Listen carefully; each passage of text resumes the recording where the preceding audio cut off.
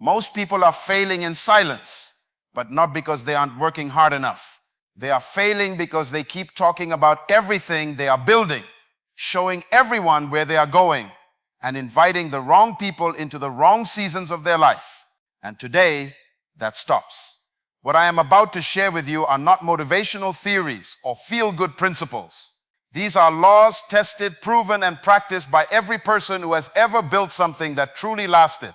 If you are serious about your destiny, if you are serious about your purpose, if you are serious about becoming everything you were created to be, then you need to understand one fundamental truth before we go any further. Everything powerful grows in secret. Silence is strategy, not weakness. We live in a world that has redefined confidence as noise. Somewhere along the way, society began to teach us that the louder you are, the more significant you are. That the more you announce, the more you matter. That visibility equals value. And an entire generation has bought into this lie so deeply that silence has become uncomfortable, stillness has become suspicious, and the person who does not talk about what they are doing is somehow considered to have nothing worth doing.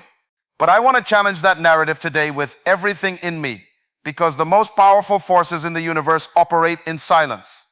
Electricity does not announce itself before it powers a city. Gravity does not hold a press conference before it holds the planets in orbit.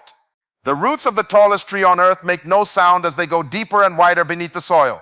Power, real power, does not need to perform. It simply works. When you understand that silence is a weapon and not a wound, everything about how you carry yourself begins to shift. You stop feeling the need to explain yourself to people who were never assigned to your journey. You stop seeking validation from audiences who don't even understand your assignment. You begin to move with a kind of quiet confidence that unsettles people who are addicted to noise because they cannot figure you out. And what people cannot figure out, they cannot sabotage. History's greatest leaders, builders, and visionaries were people who mastered the discipline of silence. They observed more than they spoke. They listened more than they announced. They studied the room before they addressed it. And when they did speak, their words carried weight because they had not wasted them. Silence had made their voice rare, and rarity creates value. When you speak about everything, your words mean nothing. But when you are known for choosing your words carefully, the moment you open your mouth, the room leans in. Silence is also the environment in which clarity is born. You cannot hear your own instincts when your life is filled with constant noise and constant announcement. The greatest decisions you will ever make will not come to you in a crowd. They will come to you in quiet moments and still places when you have removed yourself from the pressure of other people's expectations and given yourself permission to simply think. Most people never access that level of clarity because they are too afraid of what silence might reveal about them. Premature exposure kills potential. There is a law that governs growth, and it is this: everything that is meant to be great must first be hidden. This is not a suggestion. This is a principle woven into the very fabric of how life works. The seed must go into the ground before it becomes a tree. The embryo must develop in the womb before it enters the world. The diamond must endure pressure in the deep places of the earth before it is ever placed in a crown. Greatness is not born in public. It is developed in private and then released at the proper time. When you expose a vision, a plan, or a dream before it has had time to develop roots, you are essentially pulling a seed out of the ground to show people it is growing. The moment you do that, you interrupt the very process you are celebrating. You need people to believe in what you are building, but what you do not realize is that their doubt, their questions, their skepticism, their well-meaning but poorly timed opinions can function like frost on a young plant. It does not have to be malicious to be destructive. It simply has to come too soon. Secrecy protects the process. There is a profound difference between a person who is secretive out of shame and a person who is secretive out of wisdom. One is hiding because they are afraid of being seen. The other is protecting because they understand the value of what they are carrying. And until you learn to make that distinction, you will continue to expose things prematurely simply because you confuse transparency with integrity. Transparency is not always a virtue. Sometimes it is a vulnerability dressed up as honesty. Every great thing that has ever been built went through a process that was not pretty, not polished, and not ready for public consumption. There was a season of confusion before there was clarity. There was a season of failure before there was fruit. There was a period of wrestling, doubting, restructuring, and starting over that nobody ever sees in the final product. And the reason those things remained hidden was not because the builder was deceptive. It was because the process deserved protection from outside interference. When you allow people into your process too early, you give them the power to define what your outcome should look like based on what they see in the middle. And the middle of anything worth building is always messy. The middle of a construction project looks like destruction. The middle of surgery looks like damage. The middle of transformation looks like chaos. If you invite an audience into your middle, they will draw conclusions about your ending that are completely inaccurate. And if you are not careful, their conclusions will begin to influence your decisions. The process is where your character is being formed. It is where your discipline is being tested. It is where the very foundations of everything you are about to build are being laid, one quiet decision at a time, and foundations are never visible. By design, foundations are buried. Nobody celebrates the foundation when a building is unveiled. Nobody photographs it or puts it on the cover of a magazine. But everyone who understands construction knows that everything standing above the ground is only standing because of what is hidden beneath it. Your process is your foundation. Guard it. Discipline. Your mouth. Guard your power. Every single time you open your mouth, you are making a transaction. You are either depositing into your future or withdrawing from it. You are either building momentum or releasing it. Words are not neutral. They are not simply sounds that travel through air and disappear. Words carry weight, and the words you speak about your own life carry more weight than any other words spoken in your direction, because you are the one who has to live inside of them. Most people are unconsciously dismantling their own destiny through the careless use of their words. They announce plans they have not yet executed. They discuss dreams they have not yet developed. They broadcast intentions that have not yet been tested.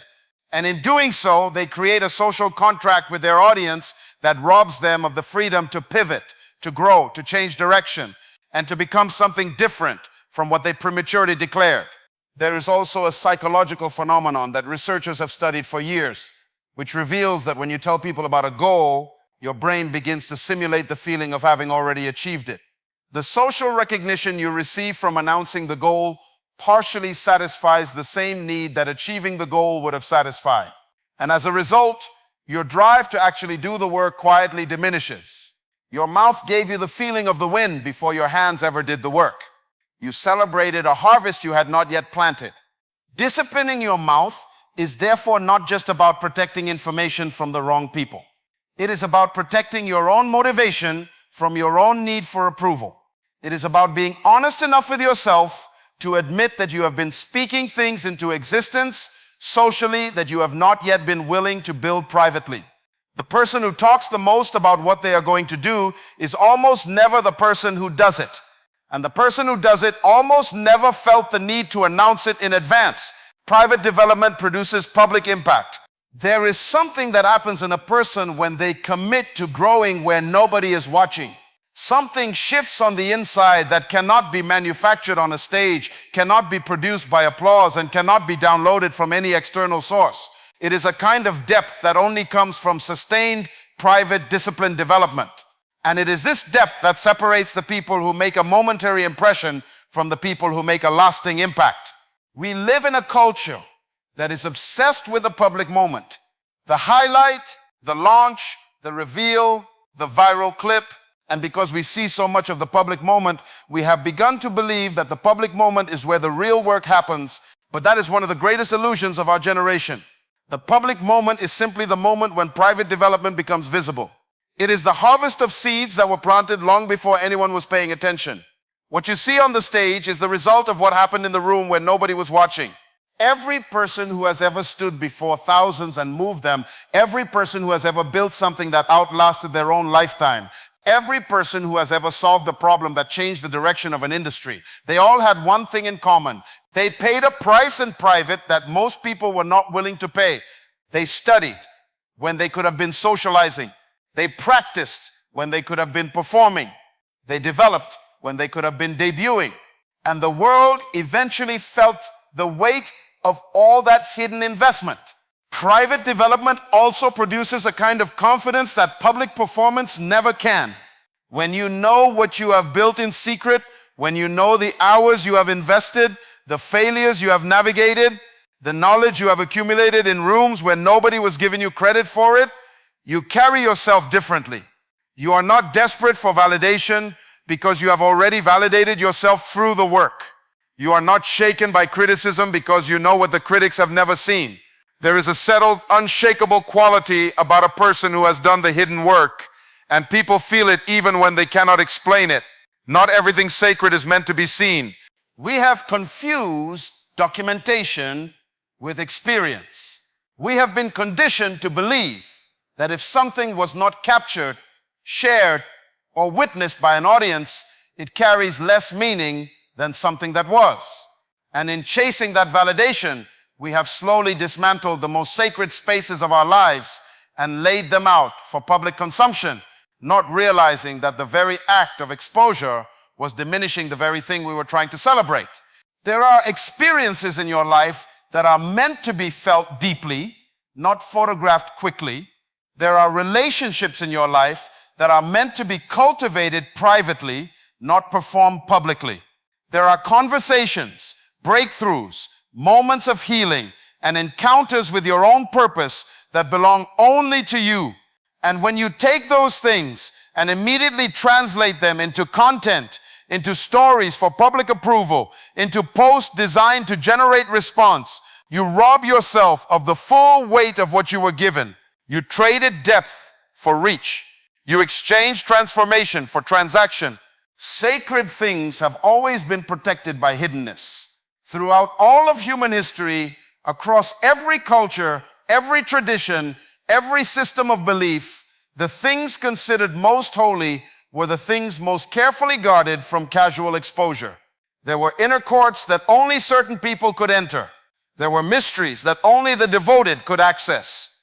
There were truths that were only revealed to those who had proven themselves worthy of carrying them. This was not exclusion for the sake of pride. It was protection for the sake of preservation. When you treat everything in your life as equally shareable, you train yourself to see nothing as truly precious. But when you begin to identify what is sacred in your own experience and make a deliberate decision to protect it, to hold it, to allow it to exist without an audience, something begins to grow in you that could never have grown under the glare of public attention. You begin to develop an inner life that is rich, rooted, and completely independent of what anyone else thinks, says, or sees. We started today by dismantling one of the greatest lies of this generation, that noise equals progress and exposure equals success. And what we discovered is the exact opposite. Silence is strategy. Premature exposure kills potential before it ever has the chance to become power.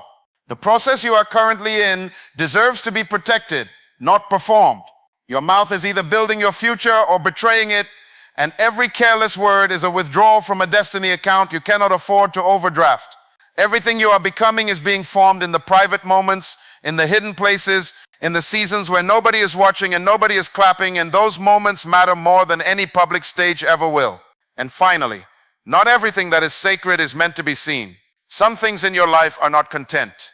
They are covenant. Guard them accordingly. The people who changed this world were not the loudest ones in the room. They were the most disciplined ones in private. And now the question is no longer what you know. The question is what you are willing to protect.